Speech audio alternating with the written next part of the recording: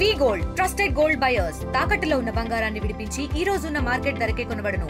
మరిన్ని వివరాలకు సంప్రదించండి 7710 నిన్న అమరావతి క్వాంటమ్ వ్యాలీ మీద ధర్మవరం మాజీ ఎమ్మెల్యే కేతిరెడ్డి చేసిన వ్యాఖ్యలు రాజకీయ దుమారం చెప్తున్నాయి. అమరావతి క్వాంటమ్ వ్యాలీ కాదు, అది ఆక్వాలే అంటూ కూడా ఆయన చేసిన వ్యాఖ్యలు ఇప్పుడు రాజకీయంగా దుమారం. ప్రస్తుతం దీని మీద మనతో మాట్లాడడానికి మంత్రి సత్యకుమార్ యాదవ్ ఉన్నారు. సార్ చెప్పండి, నిన్న కేతిరెడ్డి చేసిన వ్యాఖ్యలు ఎట్లా చూస్తారు? అది క్వాంటమ్ వ్యాలీ కాదు, ఆక్వా వ్యాలీ, చేపలు పెంచుకొని అమ్ముకోవాలని చెప్పి ఆయన వ్యాఖ్యలు చేస్తున్నారు. ఆయనకి ఒక ఇది ఉంది, ధర్మవరంలో ఒక చెరువుని కబ్జా చేసి ఒక పెద్ద కోట కట్టేస్తున్నారు. అక్కడ ఆయన బోటు షికారు చేస్తూ మిగతా వాళ్ళను రానియకుండా చేపలు పట్టుకుంటూ ఉండేవాడు.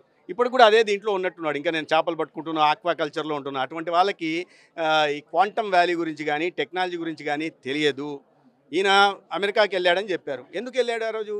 ఆనాడు ఐటీ అంటే వాళ్ళ నాన్న ఎమ్మెల్యేగా ఉన్నారు కాబట్టి మంచి సంపన్న కుటుంబం కాబట్టి వెళ్ళగలిగారు. ఆనాడు ఎలా వెలిగారు? ఐటీలో ఏదో ఉద్యోగం చేశాను కూడా చెప్తుంటారు, వెలగబెట్టానని. ఎలా వెలగబెట్టారు? ఆనాడు ఐటీ రెవల్యూషన్ని మనం అందిపుచ్చుకున్నాం కాబట్టి దాని కారణంగా వచ్చిన అవకాశం వల్ల మీరు అమెరికా వెళ్ళగలిగారు. ఇవాళ కృష్ణా జిల్లాలో ప్రతి ఇంట్లో ఒకరు అమెరికాలో వెళ్ళున్నారు. దాని కారణంగా మన ఆర్థిక సంపత్తి పెరుగుతోంది. ఆంధ్రప్రదేశ్కి ప్రపంచవ్యాప్తంగా గుర్తింపు వస్తుంది. కొత్త కొత్త టెక్నాలజీని అందిపుచ్చుకోవడంలో, యువతకు అవకాశాలను కల్పించడంలో ఈ దేశ ప్రధాని, రాష్ట్రంలో ముఖ్యమంత్రి చంద్రబాబు నాయుడు గారు ఇద్దరు కూడా చాలా ముందు ఉంటారు. దాని కారణంగానే వాళ్ళకి ప్రపంచవ్యాప్తంగా గుర్తింపు ఉంది. మీరు తెలియక మేము కూపస్థ మండుకంలాగా ఉండిపోతాను, నాకు ఈ చెరువు తెలుసు, ఈ చెరువులోనే ఉంటాను, ఈ బావి తెలుసు, బావిలోనే తెలుస్తాను, క్వాంటమ్ వ్యాలీ గురించి, గ్రీన్ హైడ్రోజన్ గురించి, కొత్త కొత్త టెక్నాలజీస్ గురించి నేను తెలుసుకునే ప్రయత్నం చేయను అనుకుంటే మిమ్మల్ని మీ మూర్ఖత్వాన్ని జోహార్లు చెప్పడం తప్ప ఏం చేయలేదు. లిక్కర్ కేసు సంబంధించి ఎక్కడ కూడా ఎవిడెన్స్ లేకుండా కూటమి ప్రభుత్వం కావాలని అక్రమ అరెస్టులు చేస్తుంది. ప్రభుత్వం గాడి తప్పింది కాబట్టి ఇప్పుడు డైవర్షన్ పాలిటిక్స్ చేస్తుందని చెప్పేది విమర్శలు. డైవర్షన్ పాలిటిక్స్ చేస్తున్న వాళ్ళు వీళ్ళు. ఎందుకంటే ఒక్కొక్కరు దొరికిపోతున్నారు, సాక్ష్యాలతో సహా దొరికిపోతున్నారు. ప్రతి దాంట్లో గూగుల్ టేకౌట్లో ఎక్కడ ఉన్నారు, ఎక్కడ మాట్లాడారు అన్నీ దొరికాయి. దొరికినప్పుడు ఇంకా ఏం చేస్తారు? దృష్టి మరల్చడం కోసం ఈ రకంగా మాట్లాడతారు. నేను దొంగ అని ఒప్పుకుంటాడా? అందరూ వీళ్ళు గజ దొంగలు, గుండెలు తీసిన బంటులు. గతంలో అధికారం ఇచ్చినప్పుడు తేనె పూసిన కత్తుల్లాగా వ్యవహరించారు, తడిగుడ్డ పెట్టి గొంతులు కోశారు. ఇవాళ వచ్చి మన ప్రతిపక్షంలోకి వచ్చిన తర్వాత కూడా అదే రకమైన భాష మాట్లాడుతున్నారు. దొరికిపోతున్నాం కాబట్టి, ప్రజల్లో చులకన అవుతున్నాం కాబట్టి, ప్రజల ఆరోగ్యంతో ఆడుకున్నామనే ఒక ఇది భావన కూడా వాళ్ళకు ఉంది కాబట్టి దాని కారణంగా ఈ రకంగా దృష్టి మరల్చడానికి చేస్తున్న ప్రయత్నాలు మాత్రమే. జగన్ దగ్గరికి వెళ్తుంది కానీ మొత్తం పాత్రదారులను మాత్రమే అరెస్టులు చేస్తాం. సూత్రధారి జగన్ దగ్గరికి వెళ్ళి అక్కడ ఆగిపోతుంది ఈ లెక్కరికి సంబంధించి. చూద్దాం ఎక్కడికి పోతుంది అనేది. పాత్రదారులు ఒక్కొక్కరు దొరుకుతున్నారు. సాక్ష్యాలు ఏ రకంగా ఉన్నాయో నాకే తెలియదు, విచారణ అధికారులకు మాత్రమే తెలుసు. వాళ్ళు కోర్టులో ప్రజెంట్ చేస్తున్నారు. పాత్రదారులు తెలిసారు, సూత్రధారులు ఖచ్చితంగా ఉంటారు కదా. సూత్రధారుల్లో కూడా ఒకరు ఇద్దరు దొరికి ఉన్నారు. ప్రధాన సూత్రధారుడు ఎవరు అనేదే దొరకాల.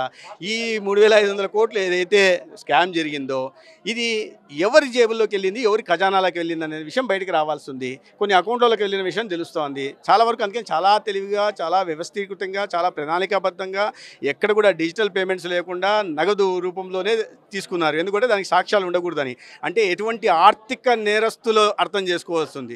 ఇంత ముందు ప్రణాళికాబద్ధంగా ఆలోచిస్తున్నారంటే గతంలో చాలా పెద్ద ఆర్థిక నేరస్థ నేపథ్యం ఉండిండాల. అటువంటి వ్యక్తులు ఈ రాష్ట్రంలో ఎవరు ఉన్నారో రాష్ట్ర ప్రజలందరికీ తెలుసు. సోదరి కూడా నిన్న కామెంట్ చేశారు, 3500 అది 1,00,000 కోట్లు అని చెప్పి ఆవిడ కూడా కామెంట్ చేసింది. సోదరికి తెలుసుంటుంది. ఎందుకంటే వీళ్ళందరూ ఒకే గూటి పక్షులు. తండ్రి అధికారంలో ఉన్నప్పుడు అవినీతి వాళ్ళకు పడుకొని సంపాదించిన వాళ్ళే. ఆ దీంట్లో తేడాలు వచ్చి బయటకు వచ్చిన వాళ్ళకి కాబట్టి దొంగలకి తెలుస్తుంటుంది. పెద్ద దొంగ విషయం చిన్న దొంగ ఖచ్చితంగా తెలుస్తుంటుంది. జగన్ ఎప్పుడు అరెస్ట్ అయ్యే అవకాశం? ఎవరు? జగన్ ఎప్పుడు అరెస్ట్ అయ్యే అవకాశం? అది నేను ఎలా చెప్పగలుగుతాను? విచారణ సంస్థలు చూడాలి. విచారణ సంస్థలు వచ్చిన తర్వాత సాక్ష్యాలు సేకరించిన మేరకు, ఎందుకంటే దీంట్లో అనేక రకాల రాజకీయ అంశాలు కూడా ముడిపడి ఉంటాయి. అందుకని ఆ కారణంగానే సానుభూతి పొందడానికి విశ్వ ప్రయత్నాలు చేస్తున్నారు. ప్రజలు నమ్మరు. సార్, గవర్నమెంట్ దగ్గర డబ్బు ఉంది. ఎందుకంటే మొన్న మంత్రి అచ్చెన్నాయుడు వ్యాఖ్యలు చేసినప్పుడు మహిళలకు 1500 ఇవ్వాలంటే ఆస్తులను ప్రభుత్వం నమ్మాలి అనేటువంటి కామెంట్ చేస్తారు. అంటే గవర్నమెంట్ దగ్గర డబ్బు ఉందని పథకాలను అమలు చేయాలి. అటువంటిది కాదు. ఇప్పుడు ఆయన చాలా మంచి ఉద్దేశం చెప్పారు. ఏదైనా ప్రజల సమస్యల మీద క్యాబినెట్లు కానీ ఇతరత్ర ప్రదేశాలు కానీ చాలా ముందుగా స్పందించేది అచ్చెన్నాయుడు గారు. చాలా సెన్సిటివ్గా ఉంటారు ఆయన.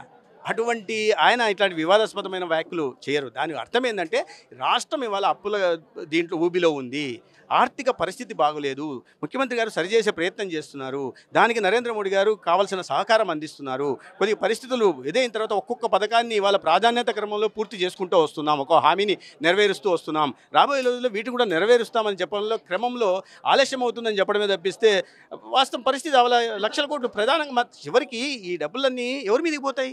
మళ్ళీ ప్రజల మీదకే కదా, ట్యాక్సుల రూపంలో రావాల్సిందే కదా. ఎవరు అచ్చెన్నాయుడు గారు కానీ లేదా సత్యకుమార్ కానీ వారి జేబుల్లోంచి ఇవ్వరు కదా, ప్రజల నుంచి వచ్చేదే. మళ్ళీ వేరే డైరెక్ట్ రూపంలో కానీ ఇండైరెక్ట్ కానీ ట్యాక్స్ రూపంలో వారి నుంచి పిండుకోవాల్సి వస్తుంది. అందుకని ప్రజల పక్షాన వారు మాట్లాడడం జరిగింది. ఇది మొత్తంగా మంత్రి సత్యకుమార్ యాదవ్ చెప్తున్నారు. ఏదైతే కేతిరెడ్డి చేసిన వ్యాఖ్యలకు సంబంధించి అతను ఇప్పుడు కూడా మధ్యస్థింసలు లేకుండా మాట్లాడతారు. అతను క్వాంటమ్ వాల్యూ గురించి మాట్లాడటం హాస్యాస్పదంగా ఉందని చెప్తున్నారు. మరోవైపు లిక్కర్ కేసుకు సంబంధించి కూడా ఎవరైతే సూత్ర పాత్రధారులు వాళ్ళందరూ కూడా ఒక్కొక్కరిగా అరెస్ట్ చేస్తున్నారు. జగన్ను ఎప్పుడు అరెస్ట్ చేస్తారనేది ఖచ్చితంగా అవి విచారణలో తేలుతుంది. అది ఆ శాఖలన్నీ కూడా చూసుకుంటాయి. మరోవైపు ఆయన చెల్లెలే శర్మలయ్యే ఇట్లాంటి వ్యాఖ్యలు చేస్తున్నారు. వాళ్ళందరూ కూడా ఒకే గూటిపక్షం అంటూ కూడా ఆయన చేసిన కామెంట్లు అయితే కనిపిస్తున్నాయి. విజయ్తో మన ఆర్టీవీ విజయవాడ నుంచి. తెలుగులో ఫాస్టెస్ట్ న్యూస్ ఇప్పుడు కొత్త అవతారంలో 5 సెకండ్లోనే పూర్తి వార్తా సమాచారం మీ చేతిలో. సోషల్ మీడియా ట్రెండ్స్ మీ కళ్ళ ముందుకే live TV and voice search options తో ఇప్పుడే డౌన్లోడ్ చేయండి. యాప్ లింక్ డిస్క్రిప్షన్లో ఉంది.